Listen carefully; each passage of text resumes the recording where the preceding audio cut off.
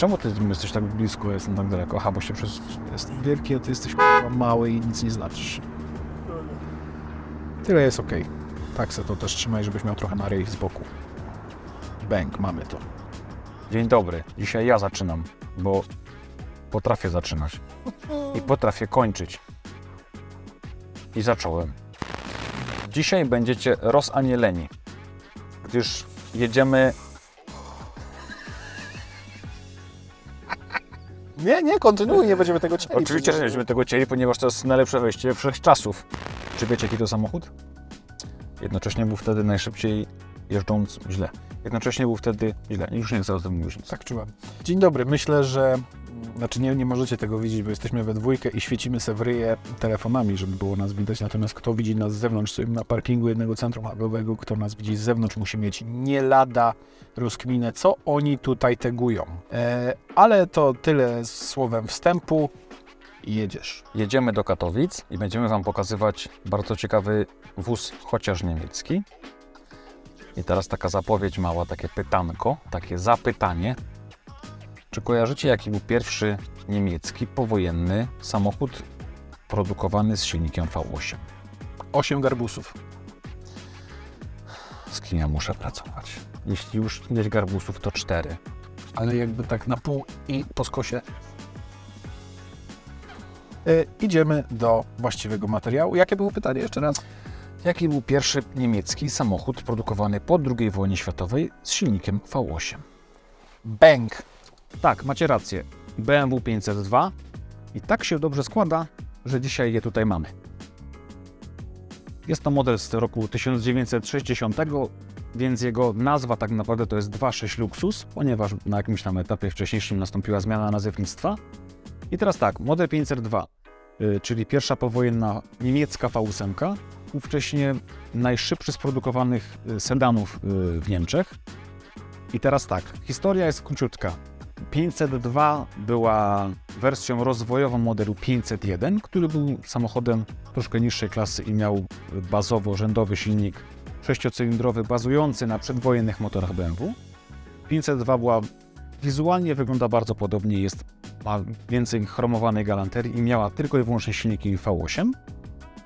I pokażemy Wam dzisiaj kilka bardzo ciekawych rozwiązań technicznych i opowiemy trochę o etapie renowacji tego samochodu.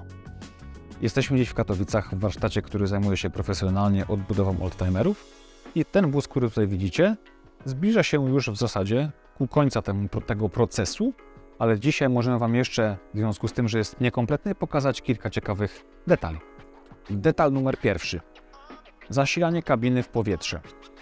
Tutaj są takie bardzo ładne, jakby to powiedzieć, chwyty, wprowadzenie powietrza do kabiny, które z przodu, jak sobie wygooglujecie, jak ten samochód wygląda, z przodu pod światłami ma takie chromowane, ładne obudowy i one kryją właśnie te wloty. Pokażmy, Bartku.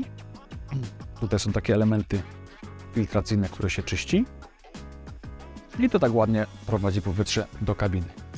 Hamulce bębnowe oczywiście, jak technologia rodem z końcówki lat 50. Przednie bębny ładnie użebrowane dla lepszego odprowadzania temperatury. Tutaj widzicie w całej okazałości przednie zawieszenie jeszcze bez układu kierowniczego. Jak widzicie, samochód jest zawieszony na drążkach skrętnych i tutaj z samego tyłu widzicie przeniesienie na tylny most. Dobra, okej. Gdzie tu jest jakiś V, proszę pana? Proszę pana, tu takie V i tam takie V, takie V. Taki element ładny. Ten łon. Ciekawym powiązaniem samochodu BMW 502, w zasadzie konkretnie tej wersji słabszej, czyli 501, z naszym pięknym krajem, jest fakt, że gdzieś w PRL-u, podczas trwania produkcji tego samochodu, czyli przełom lat 50. i 60., Centrala Handlu Zagranicznego zamówiła kilkanaście tych samochodów do Polski, więc te wozy bardzo okazjonalnie od czasu do czasu można było spotkać w naszym kraju. Zapraszamy. V8 w całej okazałości.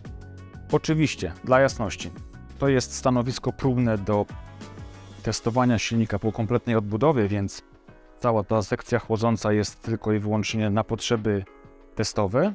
Chłodnica w samochodzie będzie nowa, będzie wyglądała oczywiście inaczej. Silnik V8, tak jak mówiłem wcześniej, pojemność 2600, 100 koni mechanicznych, pojedynczy gaźnik, Bardzo ciekawa konstrukcja układu napędowego, ponieważ jak widzicie, tutaj widać dzwon, w którym kryje się sprzęgło, ale nie ma skrzyni biegów. I ta skrzynia biegów nie jest połączona bezpośrednio z silnikiem przez ten element, jak w prawie każdym samochodzie, ale jest odseparowana od niego. Skrzynia biegów, jak wspomniałem, nie jest połączona z silnikiem, ani z obudową sprzęgła bezpośrednio, tylko jest przesunięta w tył i połączona takim dystansem metalowo-gumowym, który oczywiście ma tłumić wibracje i przenosić napęd już za sprzęgłem do skrzyni biegów. Czyli on dokładnie jest w tym miejscu. Dlaczego nie jest skrzynia tutaj? Ponieważ w tym miejscu, nad tym elementem, biegną takie poprzeczne rury wzmacniające nadwozie, które Wam pokażemy. Skrzynia jest dokładnie tutaj. Co ciekawe, drążek zmiany biegów jest w kolumnie kierowniczej, co daje taką komplikację, że cały ten system cięgien w tym samochodzie jest bardzo skomplikowany w związku właśnie z umieszczeniem skrzyni biegów. Zobaczcie na taki ciekawy detal.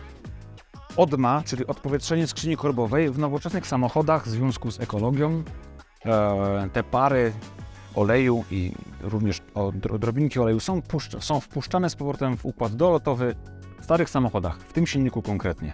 Mamy tutaj bagnet, a obok mamy po prostu rurkę, która wypuszcza to, co z tej skrzyni korbowej ma wylecieć. Gdzie? Na ziemię.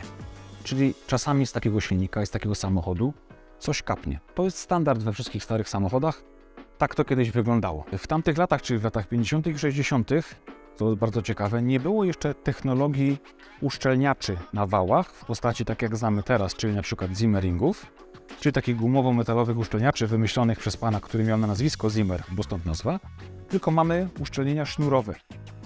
Co oznacza, że silnik taki jak ten, takiej technologii zbudowany, nigdy nie jest i nigdy nie był w 100% szczelny. Dlatego na przykład, gdy odwiedzacie muzea samochodowe, gdzie są piękne, odrestaurowane oldtimery, mają podłożone wanny lub takie korytka pod samochody, tak? Nie oznacza, że samochód jest niesprawny, lub jest do remontu, lub jest źle wyremontowany. Tak technologicznie to wyglądało. Te samochody zawsze mniej lub bardziej trochę ciekły. Model 501 zaprezentowano we Frankfurcie w roku 1951, a 3 lata później pojawił się model z silnikiem V8, czyli pierwsze 502. 501 był wyceniony na ówczesnych 15 000 marek, czyli czterokrotność ówczesnego Garbusa. W związku z tym, że samochód był bardzo drogi, to nie sprzedawał się prawdopodobnie aż tak spektakularnie, w związku z czym postanowiono wprowadzić wersję 502, która była jeszcze droższa i kosztowała niecałe 18 000 marek. Ciekawostką jest też to, że BMW w zasadzie można powiedzieć, że prawie splajtowało przez ten model. Dlaczego? Tak naprawdę po II wojnie światowej Niemcy jako naród nie potrzebowali aż tak bardzo drogich limuzyn wyższej klasy. Większość producentów skupiała się na samochodach małych lub bardzo małych.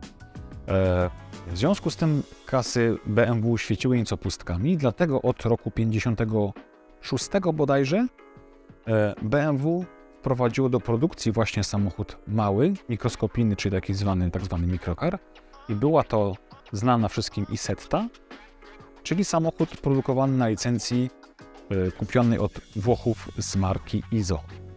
Bardzo ciekawym wątkiem pobocznym jest to, że oryginalnie ISO wyprodukowało bardzo mało tych samochodzików, nie pamiętam dokładnie, 1600 albo 16 000, tu jest napis, ile ich naprawdę było.